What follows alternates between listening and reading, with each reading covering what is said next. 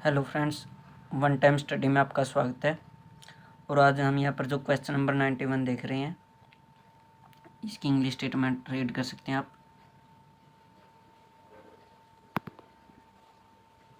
और ये इसकी हिंदी की स्टेटमेंट है। आज मैं आपको संभावित त्रिभुज के बारे में जो कॉन्सेप्ट है वो बिल्कुल क्लियर कर दूंगा, ठीक है। तो देखो एक बार क्या बोल रखा है कि 10 सेंटीमीटर त्रिज्या वाला एक वृत्त है और उस वृत्त के अंदर एक समबाहु त्रिभुज ABC बनाया जाता है। तो त्रिभुज ABC की जो भुजा की लंबाई है वो बतानी है हमें। तो ये इस तरह से है, ठीक है।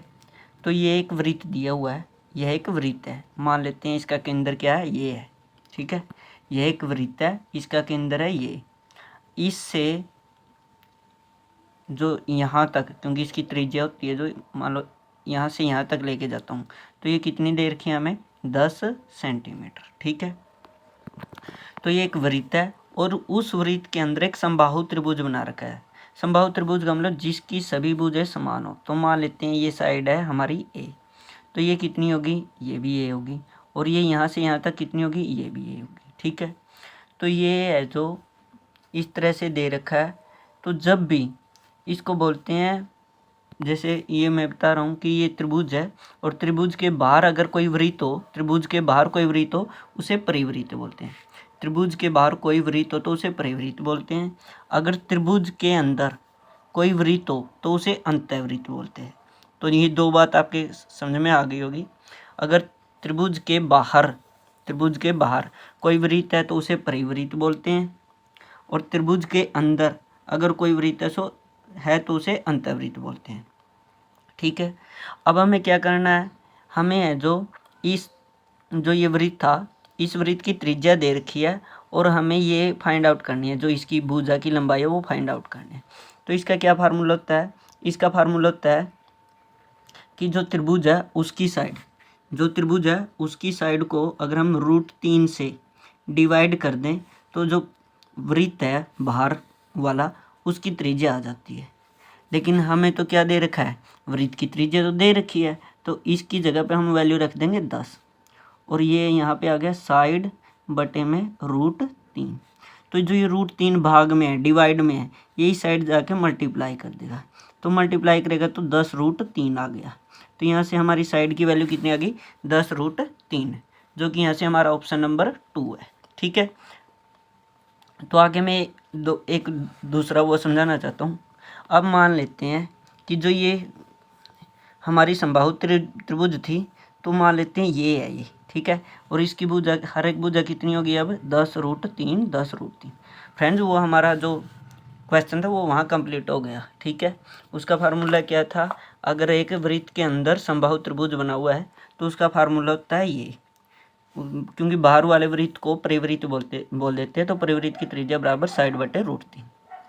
अब क्या करना है, अब हमें निकालना है अगर एक समबाहु त्रिभुज के अंदर वृत्त बना है तो उसका क्या फार्मूला होता है।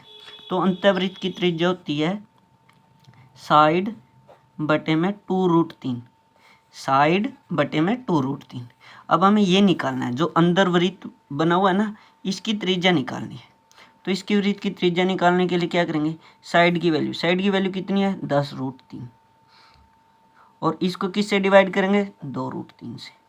तो √3 के साथ √3 कैंसिल, और 2 पे ये 10 कैंसिल, कट हो गया, 5 आ गया।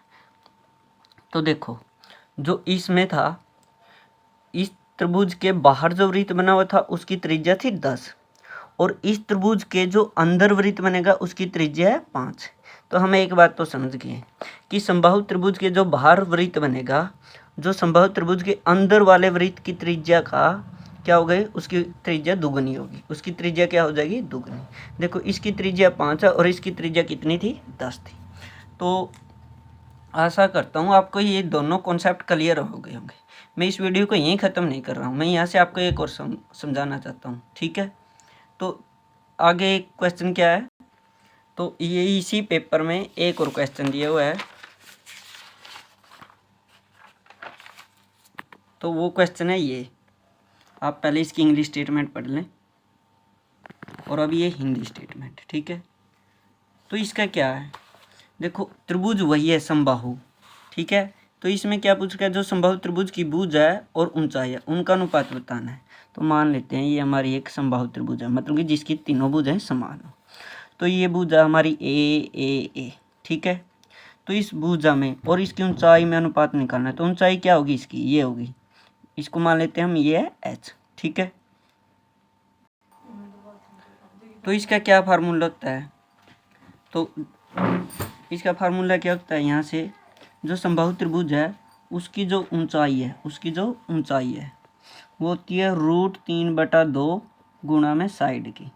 ये होता है समबाहु त्रिभुज में। किसमें, समबाहु त्रिभुज में। अगर मैं इस साइड को यहाँ पे ले आऊँ तो ये क्या हो जाएगा, ऊंचाई बटे में साइड, और ये आ गया √3/2। लेकिन हमसे क्या पूछा हुआ है कि भुजा और ऊंचाई, मतलब कि जो भुजा है वो ऊपर है और जो ऊंचाई है वो नीचे है। तो हम इस वैल्यू को क्या कर देंगे, पलट देंगे। पलटने के बाद क्या हो जाएगा, साइड ऊपर और ऊंचाई नीचे। तो जो 2 नीचे था वो ऊपर और √3 नीचे। तो साइड का मतलब कि भुजा का और ऊंचाई का अनुपात कितना आ गया, 2√3, जो कि यहाँ से हमारा ऑप्शन नंबर 4 है। ऑप्शन नंबर 4 है। तो इस समबाहु त्रिभुज के बारे में आपने 3 क्वेश्चन देख लिए होंगे, परिवृत्त की त्रिज्या वाला, अंतःवृत्त की त्रिज्या और भुजा और ऊंचाई का अनुपात, ठीक है। अब मैं इसी क्वेश्चन पेपर में आपको एक और क्वेश्चन दिखाता हूँ जो कि वो भी समबाहु त्रिभुज से रिलेटेड है। चलो एक क्वेश्चन और मन दिमाग में आ गया। मान लो समबाहु त्रिभुज दे रखी है हमें और उसका क्षेत्रफल निकालना हो। तो उस क्षेत्रफल का फार्मूला क्या होता है, जो क्षेत्रफल निकालना हो समबाहु का, ठीक है, समबाहु त्रिभुज का क्षेत्रफल। तो ये फार्मूला क्या होता है, ये फार्मूला होता है √3/4 गुणा में साइड का स्क्वायर। ऊंचाई में था √3/2 गुणा में साइड, और उसमें है √3/4 गुणा में साइड का स्क्वायर। कहाँ से आया ये फार्मूला, ये फार्मूला है इससे, जो त्रिभुज नॉर्मल त्रिभुज का एक फार्मूला लिखते हैं 1/2 आधार गुणा में ऊंचाई। तो इससे कैसे, 1/2 हमारा एज इट इज। आधार क्या होता है, आधार हमारा जो साइड दी होती है, जो भी साइड दी होती है वो हमारा आधार होती है। तो ये साइड लिख दी। और ऊंचाई की जगह पर क्या लिख सकते हैं हम, ये सारी चीज़ लिख सकते हैं, √3/2 गुणा साइड।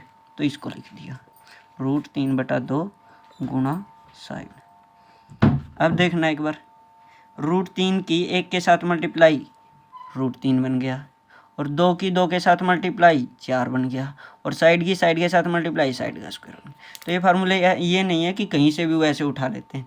तो ये फार्मूले एक दूसरे में से निकलते होते हैं।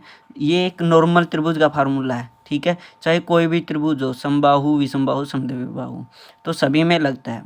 इंग्लिश में मैं बोलूँ तो इक्विलेटरल ट्रायंगल हो, आइसोसेलेस ट्रायंगल हो, या जो अपनी नॉर्मल ट्रायंगल होती है जिसकी तीनों साइड अलग अलग होती हैं, स्केलिन ट्रायंगल बोल देते हैं वो, ठीक है। सभी में ये फार्मूला लगता है 1/2 गुणा आधार गुणा ऊंचाई। आधार को बेस बोल देते हैं इंग्लिश में, और ऊंचाई को हाइट बोल देते हैं। तो ये फार्मूला इसमें से निकला है। अब इसमें मैं एक और सवाल दिखाना चाहता हूँ। वो हमारा सवाल है जो इसी क्वेश्चन पेपर में दिया हुआ है, वो है हमारा